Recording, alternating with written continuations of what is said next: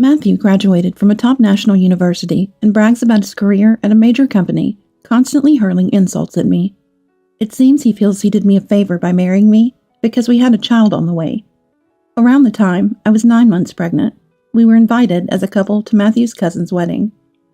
We stood up to greet Matthew's uncle and his wife as they came to our table, and together with the parents-in-law, we offered our congratulations.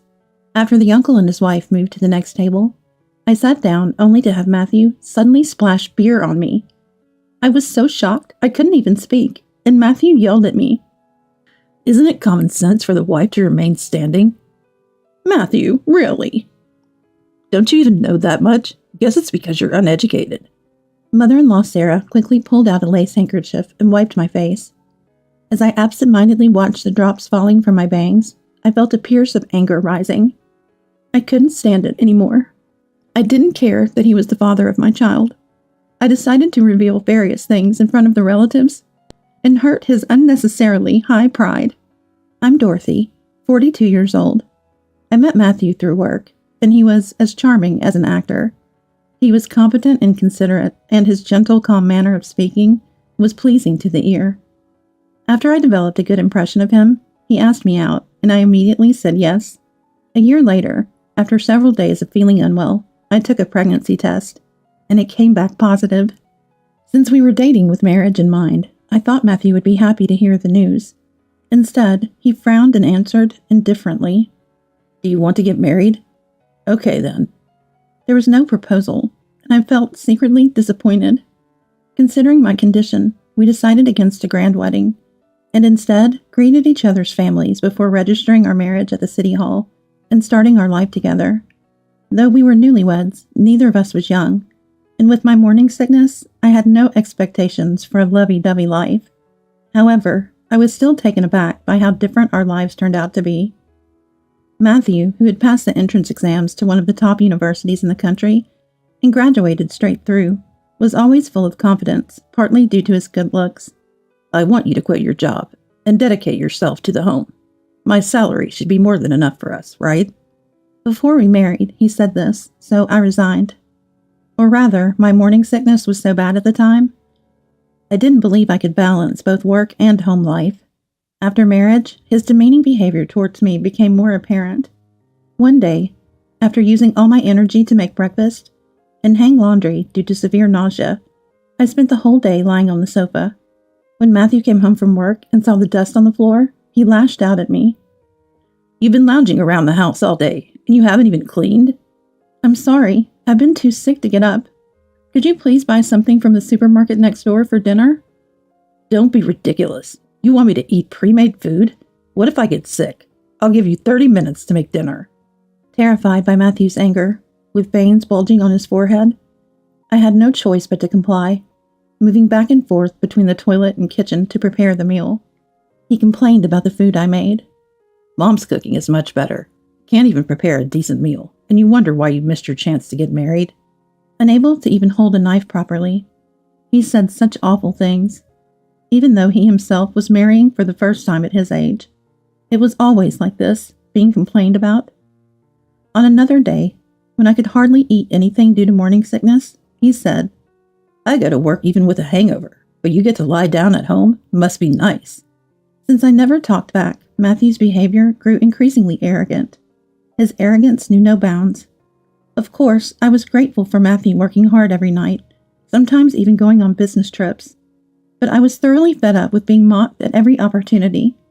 Once, I managed to budget our limited finances and got my health back to manage the household chores properly. He started mocking my educational background.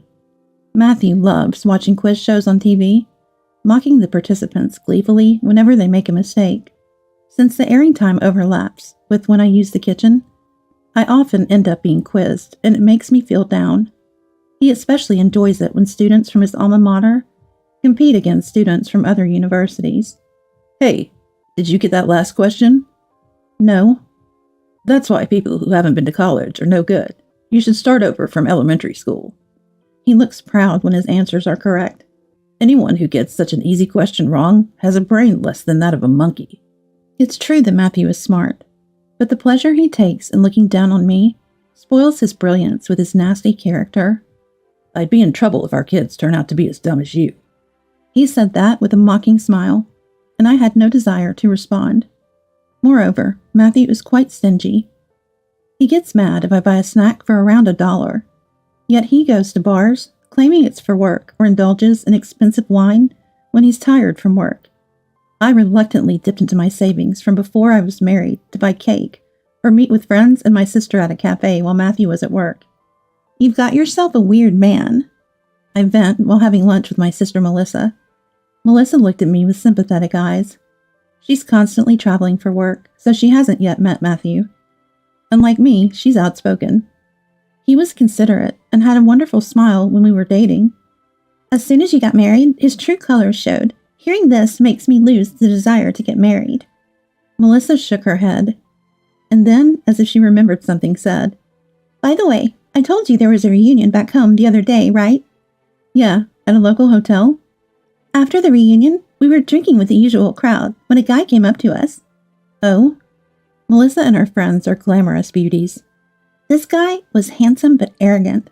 Holding a mocha, he said, If you were my woman, you could live in luxury. I'd buy you a condo or anything. Wow, must be rich. He had a wedding ring on his left hand, yet said that. So I asked him if he was married. Guess what he said? What did he say? My brow furrowed. My wife is living off me. I can cheat, spend a fortune on women, and she can't say a word, he said. Ridiculous, right? We laughed it off with my friends, turned him down, and left the place. Which era does he think he's living in? Really, though? I thought to myself that it sounded exactly like something Matthew would say. But I didn't want to worry Melissa, so I kept it to myself. Lately, being with Matthew feels suffocating, wanting to assert his superiority over me, in more than just academics. He started to mock me like this, laughing. You know I married you because we had a baby on the way. You should be thrown away. I'm being kind by providing for you. You should worship me more. You're not grateful enough. Ah, am I like a cat or a dog that's been taken in?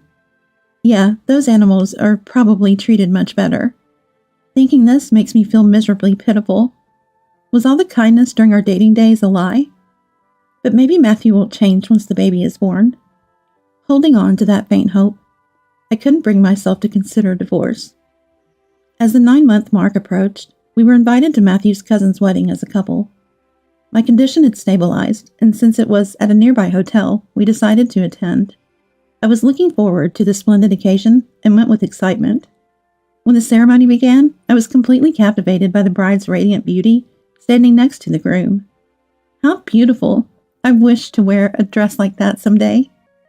Then Matthew laughed mockingly next to me. Better not. It'll just make your ugly face stand out more. He whispered at a volume low enough that the parents-in-law at our table couldn't hear. There's no need to say it like that. Maybe if you lose a lot of weight and get plastic surgery and look 20 years younger, then I might let you wear one. While listening to the wedding march, I bit my lip and looked down. Why do I have to be spoken to this way? Unaware of my sinking mood, the ceremony proceeded smoothly. After the toast, it was time for the bride and groom to change outfits. The atmosphere in the venue remained pleasant as tables started engaging in small talk. Soon after, Matthew's uncle and his wife came to our table to greet us. We stood up to welcome them, returning their congratulations. After the uncle and his wife moved to the next table, I followed my parents-in-law and sat down. The moment I sat down, something cold splashed on my face. I had been doused with beer. I was so shocked I couldn't speak, and Matthew yelled at me. A wife is supposed to stand. Isn't that common sense?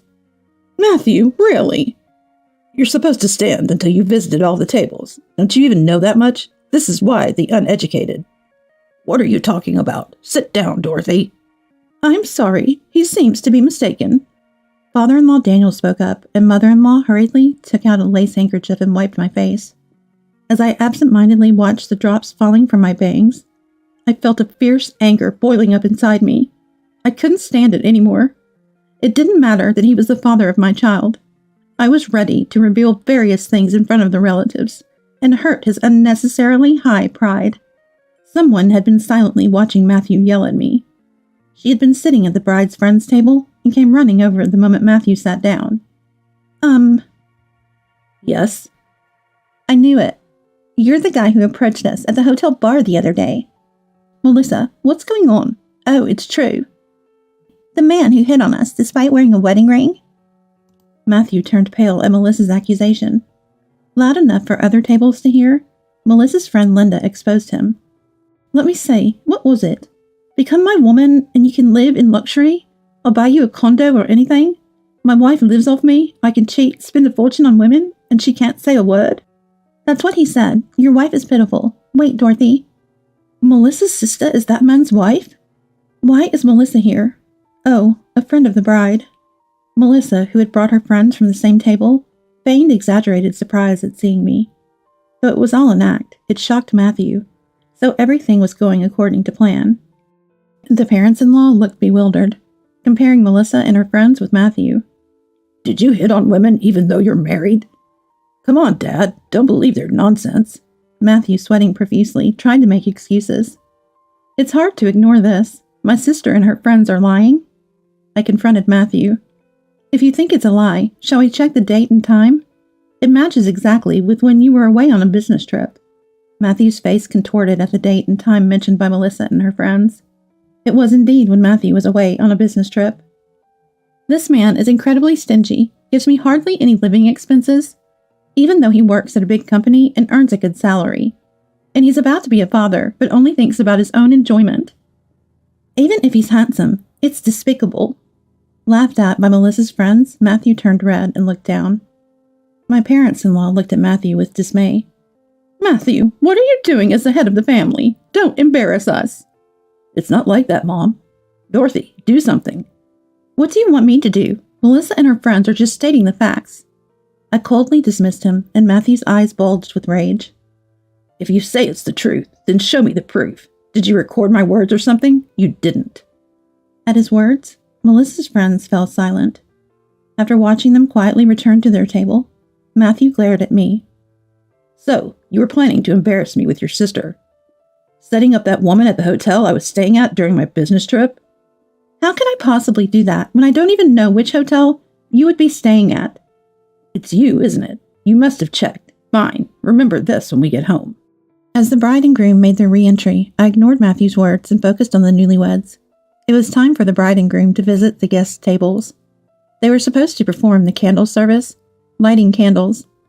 Suddenly, I noticed Matthew, who had been exploding in anger, now laughing as he gazed at the bride. The bride, Patricia, unnaturally turned her face away from Matthew. As they were leaving, Matthew inexplicably moved his glass of beer closer to the bride, Patricia, and spilled beer on her dress. Sorry, my hand slipped. Matthew, really? This is troubling. It's a rental. The bride lamented, to which Matthew quickly offered. I'm so sorry. It's best to wash it immediately, right? How about I accompany you to the bathroom so John can continue visiting the tables alone? No. It's weird to split up during the wedding. I'll go with her. Don't be shy. It would be bad if it doesn't end with the scheduled time. But John, the groom, hesitated next to the bride, who looked troubled. That's when I offered some advice. Was it John? You shouldn't leave them alone. Matthew was hitting on Patricia just now. I saw it. John's eyes widened. Wait, are you serious? Dorothy, stop spreading nonsense. Stop saying weird things. Matthew cried out in a panic. What's going on here? Are you trying to ruin the happy atmosphere? I don't enjoy this either, but Matthew, you're the one who caused it.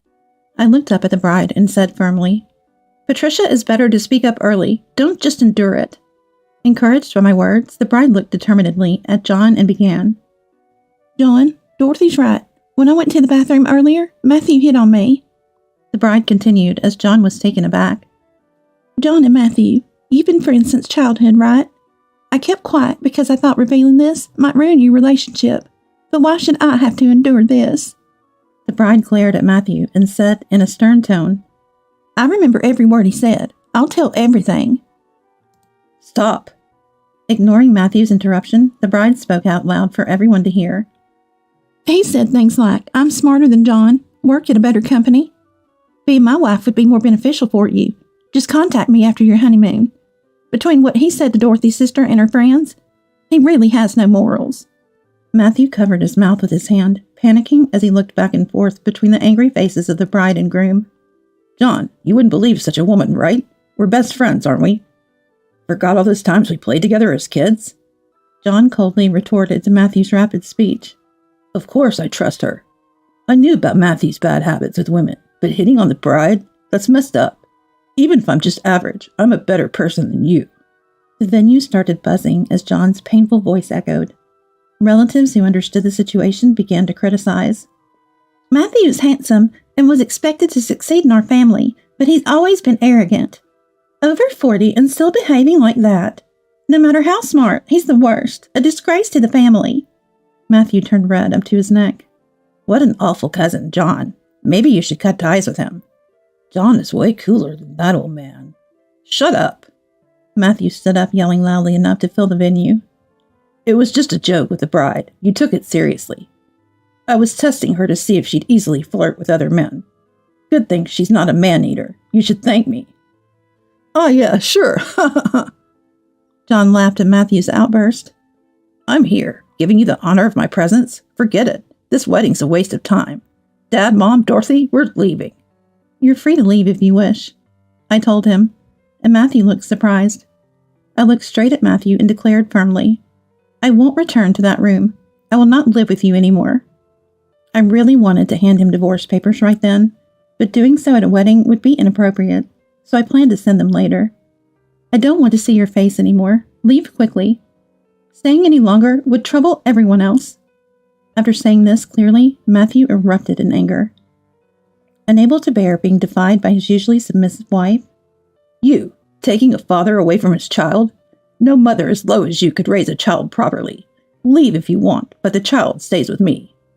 I won't hand over this child to you. Then I'll hire a lawyer and fight. A capable man like me will surely win.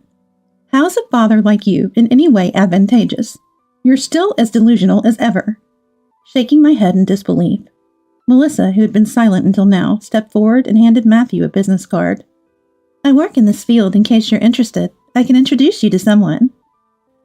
Matthew's eyes widened as he looked at the business card Melissa handed him.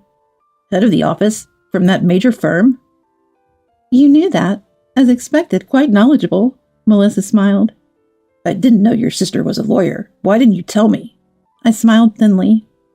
Oh, did you want to know? I thought it might hurt your unnecessarily high pride. Then Melissa chimed in. Just to correct what Matthew might be misunderstanding, Dorothy didn't go to college because she prioritized recovering from an illness over continuing her studies abroad. She had been accepted to a university in England. Such a waste. Well, I never mentioned it because it's not something to boast about. My eldest brother and older brother went to universities in England, and Melissa graduated from H University. Quite international, right? Matthew looked at me as if I were an alien. That's impossible. Dorothy can't answer a single question on quiz shows. Because if I did, it would hurt your pride. Belittling me daily because you think you're smarter is what you live for. I looked at Matthew with pity. I know all those answers. Maybe next time, I'll give you the answers before they're revealed on the show. Matthew, gaping like a fish, received my final blow. I just hope our child doesn't end up as foolish as you. Exposed to the icy stares of me, Melissa, the bride and groom, and both families, Matthew must have felt unbearable. He twisted his face in frustration and fled, followed by the parents-in-law, to the laughter of the guests. After Matthew and the parents-in-law left, the wedding was canceled. The bride and groom decided to hold a reception later just for friends, apologizing for ruining the special day. But John forgave them easily. I'm partly to blame for inviting Matthew. Don't worry about the money. We'll make sure he pays. As I declared, I moved back to my parents' home after the wedding. I had considered staying in a hotel until finding a new place, but my family insisted on hosting me. After arranging for movers and sending Matthew the compensation claim and divorce papers, I received a call the next day. Why should I pay compensation? I was just disciplining my wife. You're going to raise a child on your own, right? I won't pay child support.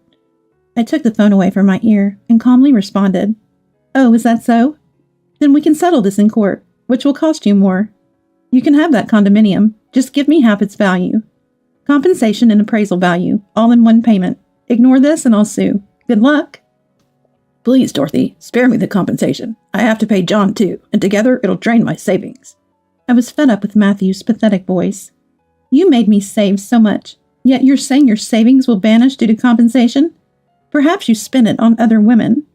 Matthew fell silent. I hit the nail on the head. I wasn't even angry. I had set up the compensation high, anticipating this. Eventually, Matthew gave in and transferred the compensation to my account. Later, I heard from a friend that a coworker of Matthew's attended the wedding and spread the word about his actions at the company. Losing his boss's trust, Matthew was transferred to a less significant department, and his salary was significantly cut. Though he was popular among female coworkers for his work, he lost his appeal the moment he veered off the elite track. Matthew's confidence plummeted, and he quickly aged. Once handsome, he now looked pitiful with disheveled, graying hair and a sagging suit. Whenever he approached female coworkers, they screamed and ran away. I safely gave birth to a healthy boy, and with Melissa's help, raised him without returning to my hometown. We moved to the condominium bought with the compensation, and I started working at Melissa's office while my child attended a childcare center. So far, child support has been promptly deposited every month. I threatened to garnish his wages if he defaulted, which seemed effective. Next time, I hope to find someone far better than Matthew, who will adore my child. Without a father, I plan to pour twice the love into raising my child with care.